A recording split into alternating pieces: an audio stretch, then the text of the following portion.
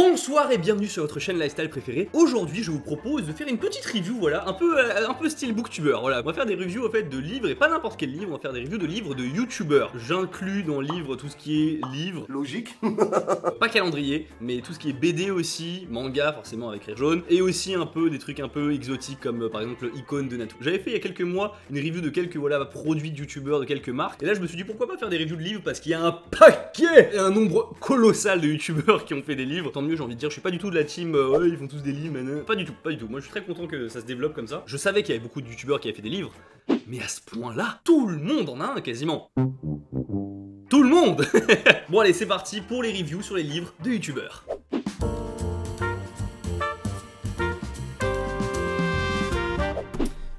Alors, Icône, moi j'ai le premier, j'ai pas le deuxième pour le coup, j'ai pas acheté le deuxième, je pense que je vais l'acheter. Il y a une petite histoire par rapport à Icône, c'est que quand le livre est sorti, je crois que c'est quasiment le premier livre de youtubeur qui est sorti, hein. Je crois que c'était la première à sortir un livre. À l'époque c'était vraiment waouh, tu vois, je sais pas, quand est-ce que c'est sorti, attends, Icône, date de sortie 9 avril 2015. Et je me souviens, c'est marrant parce que une semaine avant qu'elle sorte son livre, je réfléchissais un petit peu avec Charles comme ça parce que je savais déjà que j'allais me lancer sur YouTube, et je me suis dit putain c'est ouf qu'il n'y ait aucun youtubeur encore qui ait pensé à faire un livre, parce que c'est genre le truc qui déjà se vendrait de ouf et ça pourrait être un moyen de s'exprimer trop différent, tu vois. Et à l'époque ça n'existait pas, sûrement aux États-Unis ça devait se faire, mais à l'époque ça n'existait pas, et je vois une semaine après, boum, Natou. Et du coup le livre va s'appeler Icône parce que c'est un jeu de mots avec conne.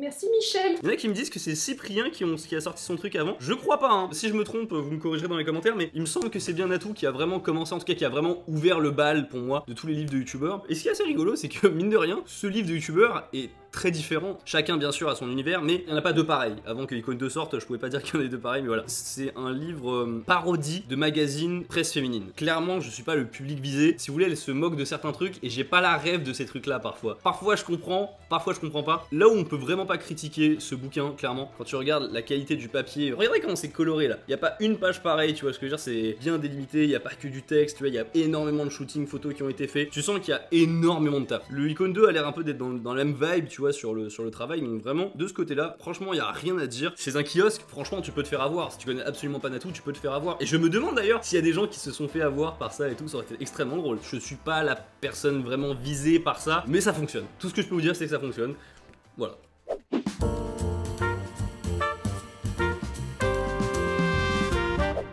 La BD Joueur du Grenier. C'est rigolo, je suis quasiment sûr qu'il y en a plein qui ne connaissent même pas l'existence de cette BD. Et j'en faisais partie, clairement, j'avais entendu parler vaguement qu'il y avait une BD avec Joueur du Grenier. Alors c'est assez rigolo, mais vous savez déjà que je suis extrêmement fanboy de tout ce qu'ils font. Je comprends pourquoi ils en ont aussi peu parlé, parce que quand même je ponce pas mal de vidéos. J'en ai vu quasiment aucune qui parlait de la BD. Du coup j'étais assez curieux de lire ce truc là. Et ça a une vibe Titeuf à mort. Vous mettez un côté geek à Titeuf et vous avez cette BD. Bon après il y a des efforts quand même sur la mise en page avec la chemise JDG, des choses comme ça. J'ai presque été déçu dans le sens où je m'attendais à découvrir des trucs parfois authentiques, tu vois. Parce qu'au début t'as l'impression que c'est vraiment ces histoires de quand il était jeune et tout, il en parle, tout ça. Et après tu vois qu'il y a des trucs qui sont beaucoup trop extravagants, et donc du coup tu comprends que c'est pas la réalité. Ça c'est con, tu vois, il y a des anecdotes, j'aurais bien aimé savoir si c'était vrai ou si c'était faux, ou à quel point c'est extrapolé. C'est un chouette produit dérivé, tu vois. Mais clairement faut vraiment être fan de JDG pour kiffer ça, je pense. Après ça marche, hein. Clairement il y a des vannes qui ont grave fonctionné chez moi. Après on en apprend surtout un peu plus sur le caractère de la mère de JDG. La classique c'est par exemple il est en train de jouer aux jeux vidéo et puis il y a sa mère qui dit oh là là tu joues encore aux jeux vidéo mais va donc t'amuser dehors, et tu sais le petit JDG il montre comme ça dehors, regarde il pleut, et puis la maman elle fait oh bon d'accord et tout, et puis il dit attends j'aurais juré qu'il faisait beau, et en fait derrière t'apprends en fait que c'est Seb qui est avec le pommeau de douche pour faire croire qu'il pleut. Bon, voilà, il y a une vibe vraiment Titeuf à mort à mort à mort. C'était sympa mais clairement c'est peut-être le plus faible entre guillemets de ce que j'ai lu par rapport à tous les trucs, et c'est le tome 3, mais c'est vrai qu'on retrouve pas de ouf l'humour JDG d'aujourd'hui, mais voilà, les dessins me font penser à Kid Paddle de ouf, et c'est dessiné par, attendez je peux vous dire, Frédéric Molas au scénario et Pirate Sourcil qui fait aussi le scénario, les dessins et les couleurs. Voilà.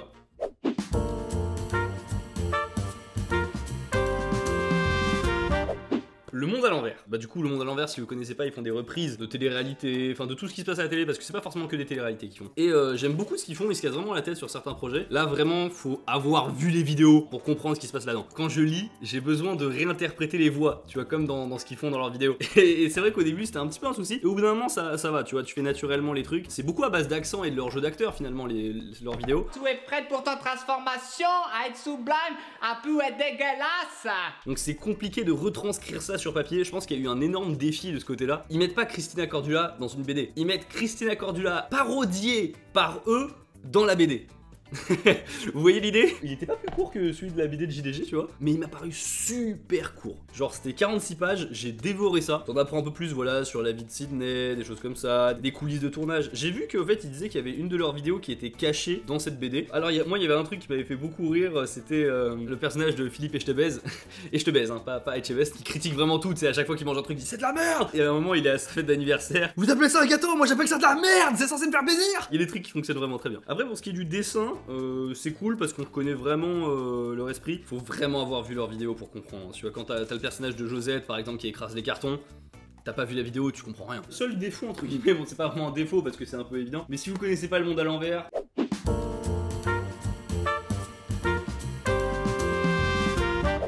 Suite, encore une BD. Gérald, l'homme qui prenait tout au premier degré. J'ai sorti une BD, achetez-la si vous avez envie. Donc ça vient forcément de Léopold, anciennement Le Pérave, qui avait son concept de vidéo justement sur l'homme qui prenait tout au premier degré. Il en a fait plusieurs vidéos et tout. Et du coup, t'as fait quoi samedi soir, toi? Bah comme d'hab, je suis allé en boîte avec des potes. Bon, je te raconte pas, le lendemain, j'avais la tête dans le cul. Je savais que mon ami avait fait la GRS quand il était jeune. Mais comment pouvais-je imaginer qu'il était capable d'une telle prouesse physique? Comme le concept est simple, là pour le coup, t'as pas vu les vidéos, tu vas quand même te marrer. Et y a aucun souci de compréhension, même si t'as pas vu les vidéos. Gérald, c'était vraiment lourd. Vraiment, j'ai kiffé de ouf. Le dessin va bien avec le propos. C'est un véritable défi parce que finalement, tu vois, le pitch est résumé en une phrase. C'est le type qui prend tout au premier degré. À un moment, si tu te cantonnes à ça, tu vas pas pouvoir évoluer. Au début, quand j'ai lu les premières pages, j'étais en mode waouh, je sens venir la chute à chaque fois à 10 km. Et au bout d'un moment, en fait, là on commence la vraie histoire. Parce qu'il y a une histoire qui est assez d'ailleurs poétique, je trouve, qui est assez sympa. Quand elle commence, là ça va beaucoup mieux. Là ça va beaucoup mieux, les gags me refaisaient rire. Surtout que t'as pas énormément de moyens de développer, tu vois, à partir d'un seul concept. Et il y a vraiment plusieurs types de short story, j'ai un peu décortiqué ça. Il y en a 3 différentes en fait. Il y en a une où la mauvaise compréhension, il comprend tout au premier degré, donc du coup il est à côté de la plaque, elle est présente à chaque case. Ensuite il y a la mauvaise compréhension, mais qui est montrée qu'à la chute de l'histoire, où parfois on a d'abord la chute et après on a la phrase qui découle de la chute. C'est-à-dire que là on a déjà les conséquences de la chute. Par exemple là il arrive au travail et là il est nu pour l'entretien, tu vois. Et en fait on comprend la vanne après parce qu'en fait c'est écrit no smoking. C'est pas no smoking mais no smoking le vêtement. Et la dernière, la plus cool en fait je trouve finalement, c'est que le mec comprend tout de travers, mais tout se passe bien quand même. Et ça je trouve que c'était les meilleurs.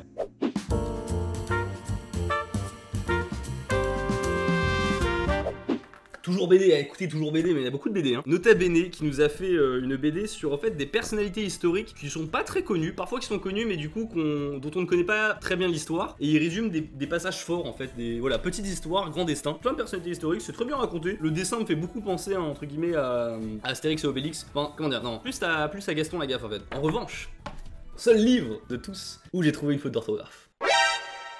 C'est honteux! Ah, ça c'est le genre de petit truc, tu vois.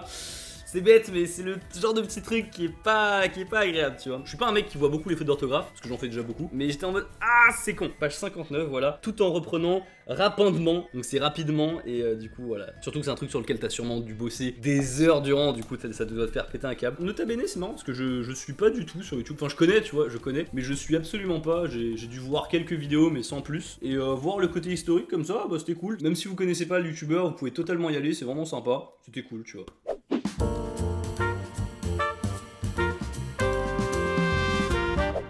Dernière BD, Roger et ses humains de Cyprien. Et alors, je vous avoue, petite erreur que j'ai faite, j'ai pas vu que en fait, j'ai commandé le tome 3 de Roger et ses humains. J'étais un peu dégoûté parce que je me suis dit ah, pour comprendre l'histoire ça va être un peu compliqué. Et en fait je me suis rendu compte que c'était le meilleur tome que je pouvais acheter. Ils vont partir au Japon en fait, donc du coup c'est j'ai pu reconnaître plein de trucs et tout, donc c'est vraiment cool. Bon, le pitch si vous connaissez pas, c'est qu'il y a un robot qui apparaît chez Hugo et Florence, et du coup ils apprennent à vivre avec, il se passe plein de trucs, voilà, ils développent un peu côté un petit peu humain, et derrière en fait Hugo il va développer un jeu vidéo mais il va lui arriver des merdes et tout, donc voilà, c'est un peu le pitch de ce tome là, et c'est très très cool, il y a des petites refs et tout, c'est écrit même en japonais dans certains trucs. C'est marrant, on n'est pas sur le même format, je sais pas si vous avez remarqué.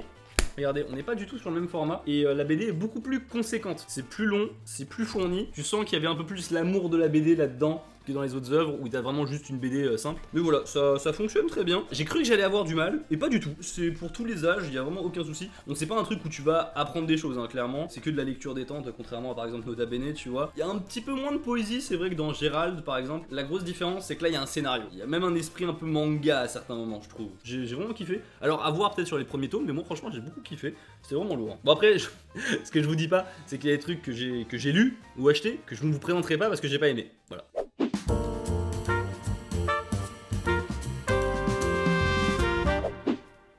Kiei, tome 1. Bon après j'ai tous les tomes, hein. J'ai même des tomes dédicacés. C'est bon, t'es fier de toi? Est-ce que j'ai vraiment besoin de m'exprimer dessus? Parce qu'en fait j'ai déjà fait une ancienne vidéo pour ceux qui connaissent. Alors voilà, là c'est les anciens de l'autre chaîne là. J'ai fait une vidéo il y a très longtemps sur le tome 1 de Kiei, qui avait d'ailleurs pas mal fonctionné, j'étais content. Tout ce que j'avais à dire pour le tome 1, bah je peux le dire pour le tome 1 aujourd'hui. Alors personnellement je trouve que les dessins sont très adaptés à l'humour justement, il y a un côté très Doraemon dans ce manga. Le seul véritable reproche que j'aurais à faire ce serait sur le fond des cases.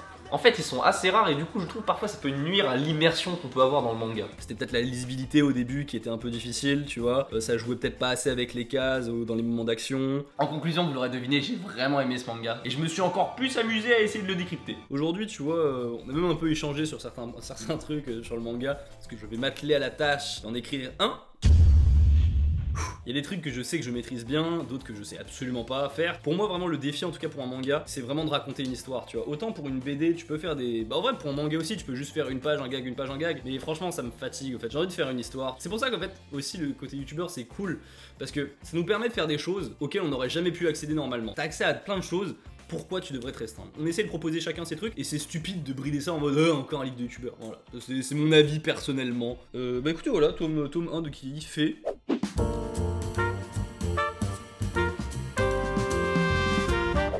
Toujours plus de Lena Situation. Alors, Lena Situation, je ne connais absolument pas. Enfin si, je connais, mais ce que je veux dire c'est que je ne suis absolument pas ce qu'elle fait sur YouTube. J'ai dû regarder peut-être une ou deux vidéos. Tout ce que je sais c'est qu'elle est très très forte pour gérer ses vidéos. Je suis complètement extérieur à son univers et j'arrive à rentrer dans ses vidéos très très rapidement. Et en fait son livre, c'est un livre de... comment dire? Un livre de développement personnel. Et c'est intéressant parce que pour le coup, je pense pas qu'elle ait de l'expérience dans le fait de rédiger un livre. Autant dans le milieu des livres de développement personnel, tu sens qu'elle en a lu un paquet. Qu'est-ce que j'en ai pensé? Des émotions très variées. Parce que c'est très varié ce qu'elle écrit dedans. Il y a un passage du coup sur le développement personnel, comment elle s'est développée elle parle aussi de ses complexes, elle parle aussi de son adolescence, de son enfance, de son voyage, et elle essaye aussi un petit peu de quadriller et de théoriser un petit peu le bien-être et la bienveillance, qui est de plus égale plus, qui veut dire la positivité attire la positivité. Et je suis très d'accord avec ça, je suis tout à fait d'accord de ce côté-là. Et en fait ce qui est très rigolo, c'est que j'ai plus appris sur en fait le regard des femmes et des filles sur elles-mêmes, en tout cas au collège et au lycée, que sur le développement personnel, enfin à part sur la théorie, tu vois. Je me dis waouh, mais comment on vit trop les choses différemment entre mec et nana, enfin je veux dire au collège lycée, c'est fou parce que je me dis que elle écrit son expérience, mais de ce qu'elle dit et de ce que j'entends, c'est pas la seule à avoir vécu ce genre de choses, les mecs populaires et tout. Elle a même fait un triangle dans la terrible hiérarchie de la cour du collège, les populaires, les swags, les normaux, les paumés, les geeks, les intellos, les bolos. J'ai pas du tout vécu ce genre de choses et je sais pas du tout si c'est votre cas, si c'est pas votre cas. J'ai l'impression d'être très loin des problématiques de ce livre en fait parfois. Quand elle part à l'étranger, tout ça, elle raconte bah du coup un peu son problème avec la solitude, comment vivre en colocation. Et pareil, encore une fois, oui, il y a eu des soucis quand j'étais en coloc avec des potes, t'entends faut recadrer les trucs, mais... Je sais pas, voilà, il y a vraiment... En fait, j'ai senti le fossé homme-femme, tu vois.